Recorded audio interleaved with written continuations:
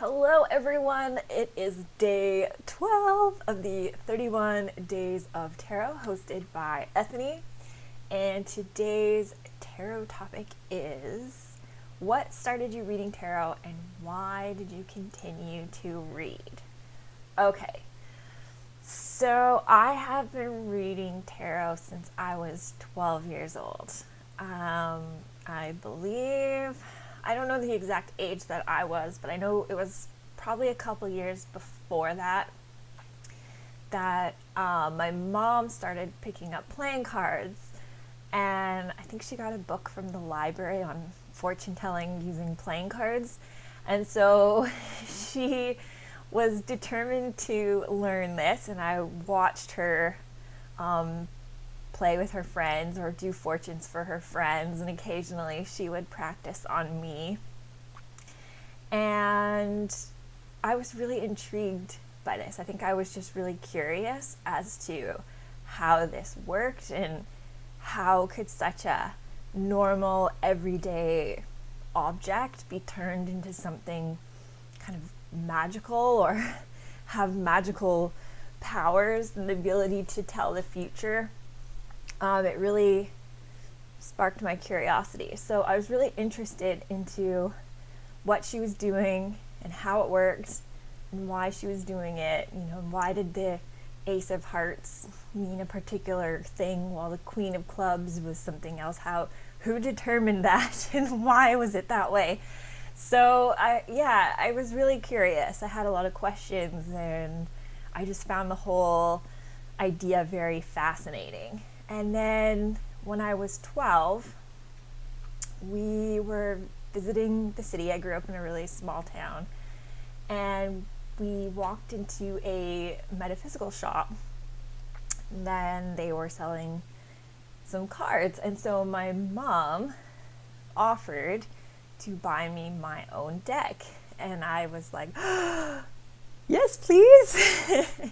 And so she bought me my very first tarot deck, and it's the Universal Weight Tarot. So just your kind of very standard Rider-Waite-Smith deck, but this was my very first deck, and I was so determined to learn how to use it, how this thing came to be. I wanted to know everything. I used to take it over to my friends' houses for sleepovers, and I would tell their fortunes and then never be invited back because it scared the parents, I guess. So I'd hear on the playground the next day, I'm a bad influence and I'm not welcome back over at their house anymore. Anyway, that's another story, but that was something that I went through, but it didn't discourage me. I was totally enamored by these cards. I was determined to learn. I had journals, I had notebooks. I think I only had like one book to study from. I had like the little white book that came with the cards, but my mom had a book that she bought on, how to use tarot. And from there, I don't know if I started buying more books as I carried on into my teenage years. I don't know where I learned. I know that I do remember one book that I consulted a lot that belonged to my mom. And I did acquire a couple more decks before I graduated high school. I'm pretty sure. I'm pretty sure my next deck was the Shapeshifter Tarot. And I used those two decks. I think those were the only two decks I owned before I graduated high school. So, journals, studied. Why did I continue doing it though? So, let's go back. I had a moment of crisis around grade 11 because it was that year that I was to be choosing my courses very carefully as prerequisites for university. And I, from about the age of 8, give or take a couple years, onward, so 8 years-ish, I knew what I was going to be when I grew up. I was dead set on becoming a paleontologist. I was going to be out in the Badlands, digging up bones, putting together skeletons, having exhibitions in museums, touring.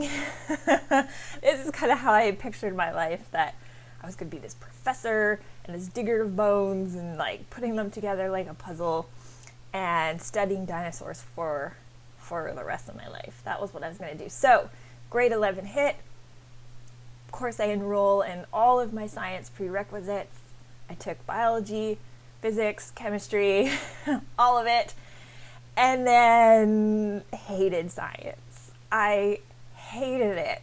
I was an A+ student, and for whatever reason, I struggled. I was great at math, but I couldn't get science for whatever reason. I really, really struggled. And so I was like, shit, my whole life has been planned out and now it's all falling apart. What am I going to do? I can't do this for another, 8 to 10 years. I can't do it. I hated it. So I was like, well, fuck, what do I do now? So I came up with a plan B. Instead of going to university, I was going to take my tarot cards. I was going to open a business. I was going to open my own metaphysical shop. I was going to read cards for a living, do things like astrology, numerology, and sell like herbs and crystals. And that's what I was going to do. I was going to open a metaphysical shop. And I was discouraged from doing that. I had a few family members who are not really on board with that idea. I got the lectures, well, businesses fail, and it's not very secure. You should stick with school and go to university. And so I was like, well, okay, fine. I will enroll in religious studies and business. And then when I'm done, I'm going to know even more about spirituality and running a business, and I'll be ready to go. So I did that. I enrolled, I studied religion, I studied business for about 2 years, and then switched majors. And instead of finishing with business, I ended up finishing with a degree in psychology and anthropology, which anthropology was a lot closer to my original dream of paleontology. Instead of digging up lizards, I was digging up human remains. So I kind of came back full circle because it was the closest thing. And ironically, I had to take sciences in university, and I freaking loved it. So I think the reason I hated it in high school was because my teacher in high school was pushing us at a university level, and that's why I struggled, because I was kind of used to a more high school pace of things. But she prepped me. I kind of wish I knew this ahead of time. She made university much easier because I was kind of already prepared, I guess, for the level of work. And anyway, kind of funny how life happens that way. But I did take some biology courses in university, and I loved it. Taxonomy and zoology was totally fascinating. So in some ways, I regret not sticking to my original dream, but I think I'm okay with it because I know more about the lifestyle.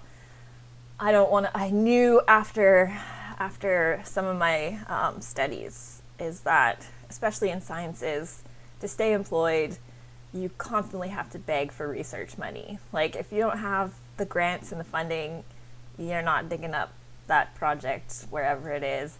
Plus, like, I've learned that I'm not really an outdoors person, so being outside in the dust and dirt and the heat of the sun or the freezing cold, because you're probably going to get one or the other, is not my idea of a fun time. So, I don't totally regret it, although museum studies is still super fascinating to me. So if I could have maybe directed myself more into the museum side of things, I think that would have been really cool. But, okay, so graduated with psychology and anthropology. I kind of joke sometimes that I'm a certified people person. Because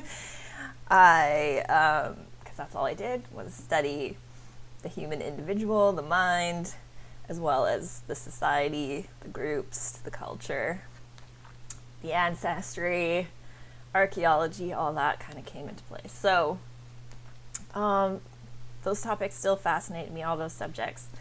And I do kind of apply my education to tarot nowadays. I think I have moved, I've done a lot of kind of spiritual exploration over those years from high school to today, and it has definitely shifted a lot. I think I moved more from a very occult, like in high school, thinking back how it's right into astrology and herbology and like all these things, and I'm not so much anymore. I do kind of lean more on the science edge of things now, and in my approach to tarot and spirituality, I take more of a psycho-spiritual, so a lot of psychology in my readings. That's how I prefer to do it, but still totally fascinated with the cards. Oh yeah, and the other thing I was going to mention as part of my story, in 12th grade, I had the opportunity to design my own course, which is offered in a lot of different schools, including universities. It's called Directed Studies. So the student creates their own curriculum on any subject, and over a semester, studies, learns, creates, builds, does something, and then they have to do a presentation at the end of the semester. So all the Directed Study students get together. They kind of like a fair or a presentation, like some kids would rebuild a car engine. Other kids were doing science experiments. I chose to do an art project, and I was going to build my own tarot deck. So I kind of underestimated the amount of work that was involved with that. Like, oh yeah, no problem, I'll just whip up 78 pictures, slap them on a card, voila, done. 3 months, no big deal. Yeah, no, that didn't happen. So I learned, probably got halfway through the semester, maybe had, 10 images done. And I was like, oh shit. Well, okay, I guess we're sticking with just majors. And then I scrambled to kind of get the rest of the so I had all 22 done by the time my presentation came around. And I did my cards and my deck based on Greek mythology. So every archetype in the majors is based on a Greek god or a Greek hero. And that was really fun. So I got to learn a lot about mythology, as well as did the art project and tarot, and then I had to present. And one of the teachers that was grading me, as I said, I grew up in a really small conservative town, told me my project was evil. Still a little bitter about that. I can't remember if it affected my grades or not, but I was a little annoyed, very annoyed. Anyway, I think that kind of summarizes my whole tarot journey. Oh, so back to the whole like shop dream. I had this dream of opening my own store.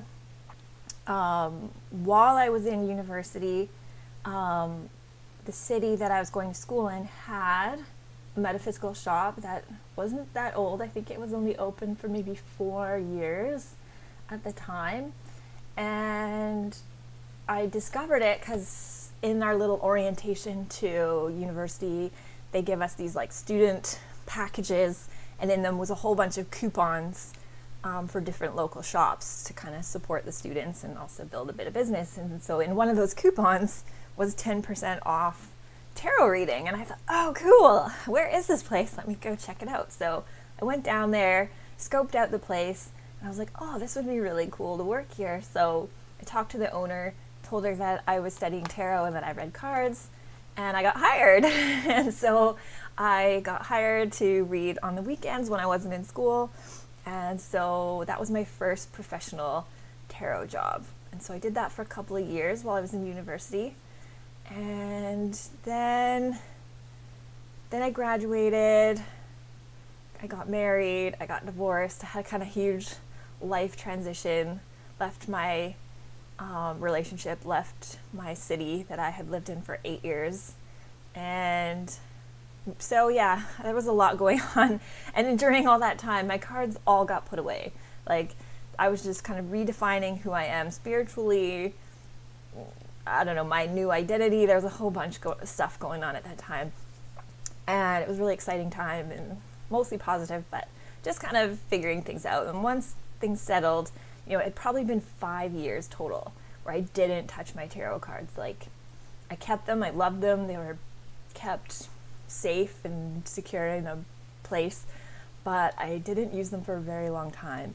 And then I started, when I moved here to Victoria, I started painting because I had been drawing since I was a little girl, and I hadn't even done that because of university and life, and I was just crazy busy. There wasn't really a lot of time for hobbies, so picked up my artwork again, got into that, started painting fairies, turned that into a business and built a following. And I did that for 7 years, and then an opportunity came up to have my own little gallery. And it was just an opportunity that was too good to pass up. So I took it and had this little art space and thought, well, you know what? I also have space to read cards. Maybe it's time to bring them out of the closet and read cards and add like a little extra income. So I did that. And I've been doing that ever since. And so that's kind of my story. It's a little longer than I meant to go on talking about myself. But yeah, I think that about sums it up about my tarot journey, I suppose. So I hope you found that story interesting. Let me know if you have any questions, if you felt like I gapped out or like there were pieces of the story missing. I'm totally an open book, so feel free to ask me questions. Yeah, and then I'm so excited to like listen to your stories. How did you find tarot? You know, it's so interesting how different people have these different journeys. So anyway, I will be back tomorrow for day 13. Until then, stay shiny and keep sparkling. Bye.